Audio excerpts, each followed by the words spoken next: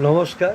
৩রা মে ২০২০ থেকে বাংলা ভাষার উচ্চারণে বৈদিক যুগ থেকে অধুনান্তিক সময়ে পৃথিবীর সব দেশের সব ভাষার কবিদের কবিতা পাঠের ব্রতে আজ ২২৮৩তম ভিডিওটিতে আমি পাঠ রেকর্ড করব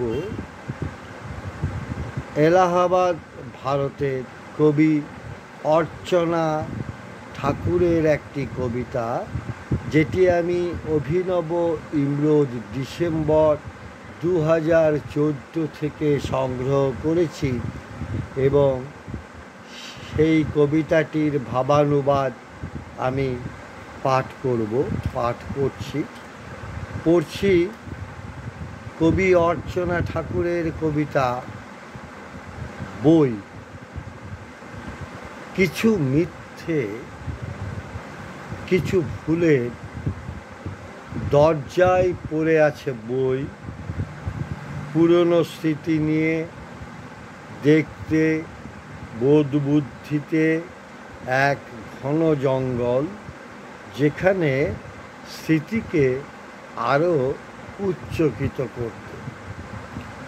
অভিনব ইংরেজ ডিসেম্বর 2014, অর্চনা ঠাকুরের হিন্দি ভাষায় লেখা কবিতার ভাবানুবাদ 2। অভিযোগ। ওর তো অভিযোগ, আমাকে ওর লাগামহীন অভিযোগ তরপাতে থাকে সব সময় আমাকে।